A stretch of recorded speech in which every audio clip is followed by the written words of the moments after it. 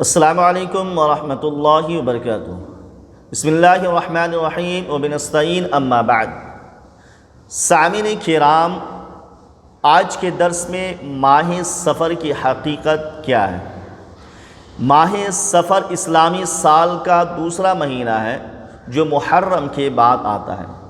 زمانہ جاہلیت میں لوگ جن مہینوں سے متعلق خرافات و ضلالت اور بدعقیدگیاں ان میں تھی، انہی میں سے یہ مہینہ ہے۔ اہل جاہلیت ماہ صفر اور اس سے پہلے والے مہینے دونوں کو صفران یعنی دو صفر کہتے تھے۔ اسلام آنے کے بعد ان مہینوں میں سے پہلے کا نام محرم رکھا اور دوسرا اس کو اصل نام پر یعنی صفر باقی رکھا۔ اسلام نے اس مہینے سے متعلق تمام جاہلی خرافات و بدعات کی نفی کر دی ہے اور مسلمانوں کے سامنے صحیح عقائد کو پیش کر دیا ہے۔ میں آپ کے سامنے ماہ صفر کی وجہ اور اس کی تسمیہ بیان کرتا ہوں۔ ماہ صفر کو صفر کا نام کیوں دیا گیا؟ اس سلسلے میں اہل لغت مختلف اقوال پیش کرتے ہیں۔ اہل عرب اس ماہ میں بہت ساری جگہوں سے گلے اکٹھا کر لیا کرتے تھے اور بہت ساری جگہ خالی ہوتی ہے، اسی لیے اس ماہ کا نام ماہ صفر رکھا گیا۔ دوسرا، اہل عرب اس ماہ کو منحوس اور خیر و برکت سے خالی سمجھتے تھے، اسی لیے وہ اس مہینے میں اپنے گھروں کو چھوڑ کر مکانوں کو خالی کر کے سفر پر روانہ ہو جاتے تھے، اسی لیے اس ماہ کو ماہ صفر کہا۔ زمانہ جاہلیت میں ماہ صفر کے نام سے بہت ساری خرافات بدعقیدگیاں رائج تھی اور لوگ طرح طرح کے باطل خیالات میں تھے۔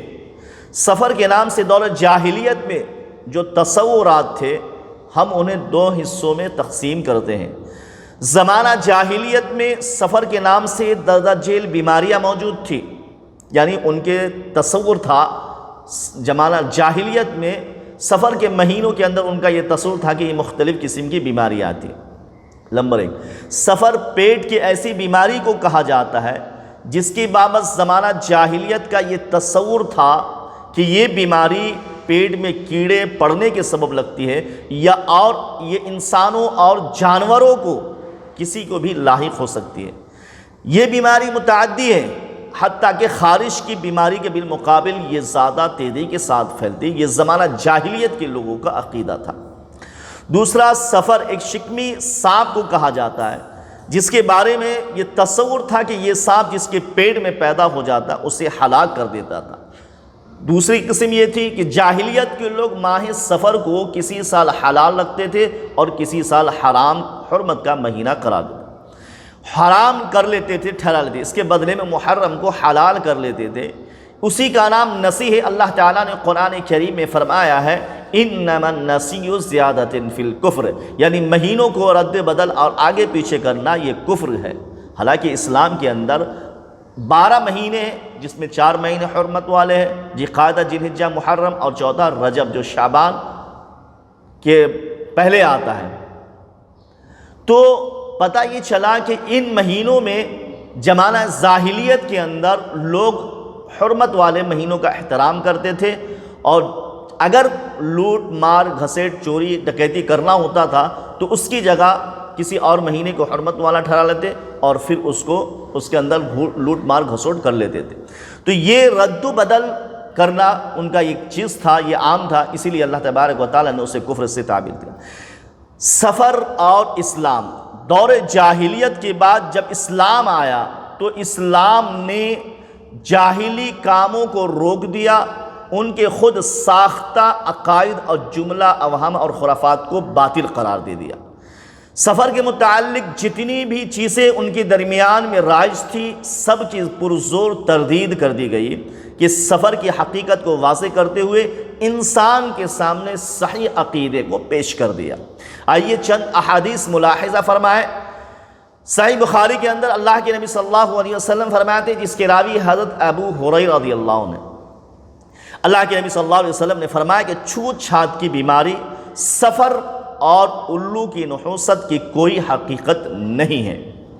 اس پر ایک اعرابی نے کہا کہ اللہ کے رسول صلی اللہ علیہ وسلم، میرے اونٹوں کو کیا ہوا؟ جب تک وہ ریگستان میں رہتے ہیں صاف شفاف اور ہرنوں کی طرح رہتا ہے، لیکن جب ان میں سے ایک خارش والا اونٹ آ جاتا ہے، اس میں گھس جاتا ہے تو انہیں بھی خارش لگا جاتا ہے۔ تو آپ صلی اللہ علیہ وسلم نے فرمایا کہ پہلے یہ بتاؤ، لیکن یہ بتاؤ کہ پہلے والے اونٹ کو خارش کس نے لگائی تھی؟ صحیح بخاری دوسری روایت میں اللہ کے نبی فرماتے ہیں کہ چھوت چھات کی بیماری، بدشگونی اور الو کی نحوست اور سفر کی نحوست کچھ بھی نہیں ہے، کوئی حقیقت نہیں ہے۔ صحیح مسلم میں حضرت جابر بن عبداللہ رضی اللہ عنہ کہتے ہیں کہ میں نے اللہ کے نبی صلی اللہ علیہ وسلم کو فرماتے ہوئے سنا، چھوت چھات کی بیماری، سفر اور بھوت پریت کی کوئی حقیقت نہیں ہے۔ سنن ترمذی میں عبداللہ بن مسعود فرماتے ہیں کہ اللہ کے نبی صلی اللہ علیہ وسلم نے فرمایا، چھوت چھات کی بیماری، سفر کی کوئی حقیقت نہیں۔ اللہ تبارک و تعالیٰ نے ہر نفس کو پیدا کرنے کے بعد اس کی زندگی، اس کی روزی اور اس کی مصیبتیں لکھ دی ہیں۔